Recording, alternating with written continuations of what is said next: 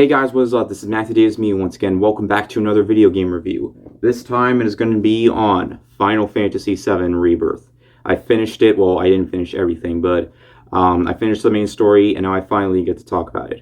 4 years after Final Fantasy VII Remake came out, we had to wait 4 more years for a continuation of the recreation of the classic 1997 JRPG. Continuing off from the last game where Sephiroth was seen to be a good guy until he wanted power and became a bad guy.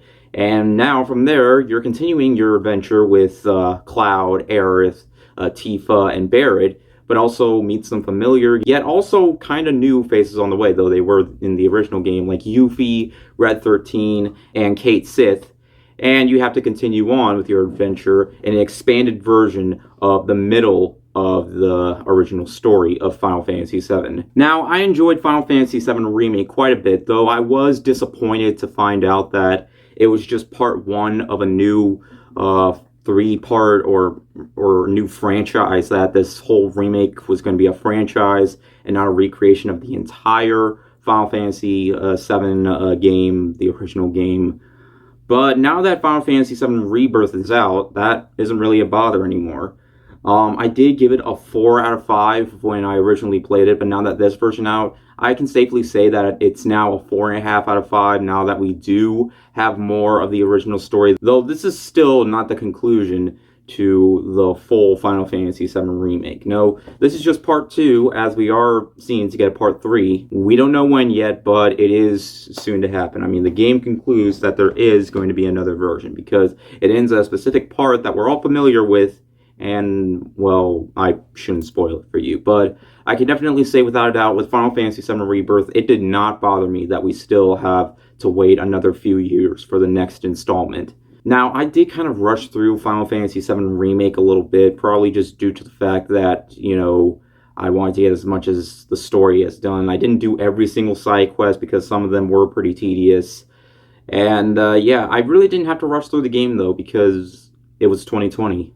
What else was I going to do? But with Final Fantasy VII Rebirth, they add so much more content, and the game is far more open, and it almost kind of makes me forget that this was a recreation of the middle, like, 8-hour mark. So, yeah, because it has so many side activities to do. The main story can be completed in around 40 to 45 hours. I didn't do everything that the game had to offer because in terms of some of the side quests, they do require you to play some mini games that are kind of frustrating, but they're mostly optional. And I did have fun with some of them. Some of them are recreations of mini games from the original Final Fantasy VII, but in this game, I feel like they're kind of handled a little bit better here. Like the Chocobo race, you can play that in kind of like a Mario Kart style, and it's much easier to learn. But there are some mini games that you just get so frustrated with. Like there's this Chocobo flying game, and the controls are absolutely horrendous, at least from my experience. That was an absolute nightmare to get through, and it was probably one of the worst mini games I ever played in my life. Okay, well, probably not that bad, but it was pretty tedious. It almost reminded me of Superman 64 with the rings. And there are some modern games I feel like just love recreating that for some reason. But there are also some mini games that I actually found to be pretty fun. Like there's the remake of the Defense game that was in the original. There are 2 versions of that. Some you're going to have to do in order to progress, like the secret side mission. These missions that are a part of a major secret boss fight that you can fight later on within the game. But of course, in order to like fully do that, you also have to get all these things that are in the various worlds. There are tons of artifacts to collect. There are tons of combat trials to partake in. There was just so much to do in these areas. While the map, it's a little hard for you to understand where exactly you need to go in order to get to those specific areas. I kind of would have liked like a little indicator of where to go. Because sometimes when it comes to the map design, it can feel a little lazy sometimes. But, you know, I looked up a walkthrough a lot, so, you know what, it wasn't really much of a bother. One thing that was a bother, though, is that you have to get Chocobos in order to, like, get to these certain areas. And the way you get Chocobos is by stealth minigames, which is probably the worst out of the minigames. Like, I don't understand why can't you just buy one, like one that's already there, and just, you know, farm out, get some gil, and yeah, it was an absolute hassle to get through. But, you know, I did get all the chocobos. I did complete almost every single one of the worlds. And this is a game that I really didn't want to rush. By the end of it, I spent more than 60 hours in this game, compared to Final Fantasy 16, where I spent just 50 hours. And there was a lot of content in that game, too. Hell, I spent just 23 hours in Final Fantasy VII Remake, so that just shows that they really expanded on this game. Not only did they just expand upon the original story, but also added in new elements to the story as well, like more character depth for each and every one of these characters, like Barret, like his past, and you know, how he became an adoptive father to his adoptive daughter, and many more elements too. Like, I just love the character arts that each of these characters go throughout the story. It was super engaging and it had me really glued. And this game is super cinematic too. Like, I love how they make this game out to be just feel like you're watching a movie, and it didn't bother me that the cutscenes were quite long. And of course, the music too is amazing. Recreation of the original themes, and it was just so great. There's also this piano mini game that was so much fun to like really try to get into. Probably one of the best mini games in the game. Speaking of which, also with the characters, during side activities, you can build relationships with them. You can even romance the girls, too, if you want to. But you have to, like, pick the right dialogue options in order to get to... Yeah, I wasn't able to do that, but, you know, it's probably a Final Fantasy VII fan's dream to just romance, you know, your favorite female character in the game. So, yeah, you can do that if you want to. But you can also build, like, friendships and all that, and... what's great about them is that during combat, you can unleash like chain attacks, take on baddies, and the way you do them is that during combat, you don't always just smash buttons. Like, you can actually like put in different tactics on what arts you want to do up against your character when your blue bars get full.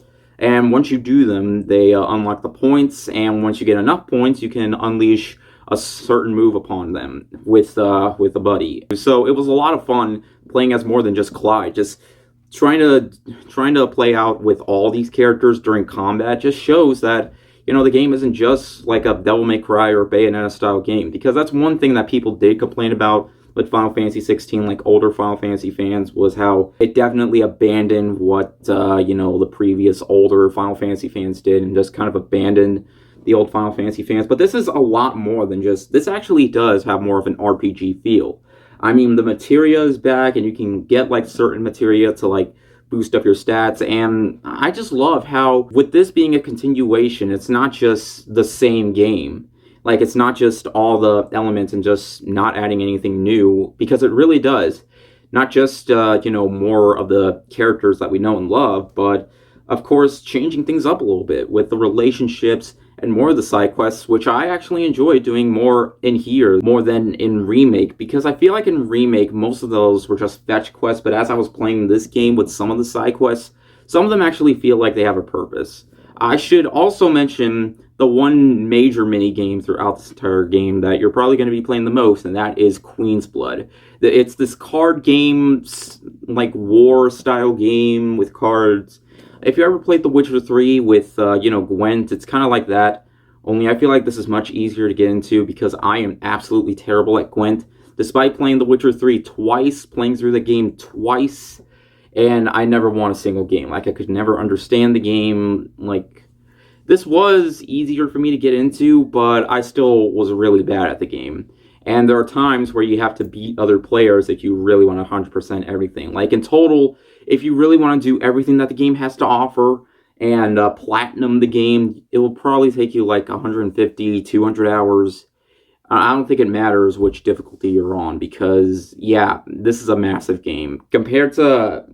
it makes it feel like Final Fantasy VII Remake you could beat as how long it takes you to beat the first Portal game. Like, seriously, it'll probably take you longer to beat this game than even the original Final Fantasy VII, as that game will probably take you like 35 hours. This is probably the most hours I have ever spent in a Final Fantasy game, minus the fact that, you know, with other Final Fantasy games, I had to grind out my character to make them stronger, but I never really had to do that here because it's much easier to get into, although most modern Final Fantasy games, they're much easier to get into. And in terms of how the game concludes, like, it ends at a specific part that we're all familiar with if you have played the original Final Fantasy VII. And no spoilers, but the way it's handled, it kind of left me on a, I don't know how to put it. It's just, it was something I kind of had to wrap my head around, because while the final boss was truly epic, I was just trying to wrap my head around the whole thing about, well, I don't want to dive any further, but it's a recreation of one of the most iconic scenes in the game, and I am not going to bring it up, but yeah. But despite the fact that we have to wait for another game, with the amount of content that this game has to offer, it doesn't bother me that we still have another game to wait for. I feel like this game gives you more than just enough of what you want to see, like in terms of continuing recreation of the original classic by adding in new elements to content. You can also, when you get items, you can get like various materials and use item transmutation to create like potions and better armor and weapons to equip, boosting up more of your stats. And the more you create new weapons, the more you'll be able to level up and make even better weapons. And well, mostly armor sets. I don't know. I couldn't remember if there were. I don't think there were weapons. You just had to buy those. But yeah, it was really fun trying to. And some you did have to do for quests as well. But I spent a lot of my time, like more than half of the quests I enjoy doing.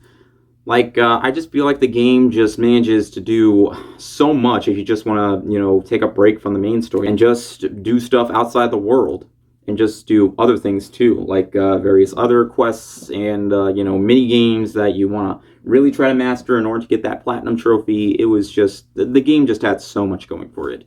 And in the end, guys, Final Fantasy VII Rebirth, it was an absolute blast from beginning to end. Well, the end I'm still kind of mixed on, but I feel like this game has more than enough to offer. It expands upon the second act of the original game by so much. It expands the character depth, it expands like the length, and it just plays out so well. And I just had so much fun, exploring the world and trying to get like every single collectible item that there is that the game has to offer. And with the amount of quests that there are, it feels like a much bigger package. And like I said, this game makes Remake even better, knowing the fact that this continues where that last game left off, and it just feels like it adds so much more. It might not be the full conclusion, but now that I played both this and Remake, I feel like we're going to get that other game way sooner than we think. So yeah. It's totally worth it just playing through the Remake and Rebirth. I'm curious to see what the next game is going to be called. Reboot? Something. I don't know. But all I can say is this is a fantasy that I'm glad is not final. In fact, I feel like there's still going to be a lot more that the third game will have to offer and probably even expand upon this one. I wouldn't be surprised. And I'm hoping that it ends off with a bang, because the original really did, so hopefully the next game will too. They're on a roll with this Final Fantasy VII Remake franchise. I absolutely love it, and it's probably the best that modern Final Fantasy has to offer.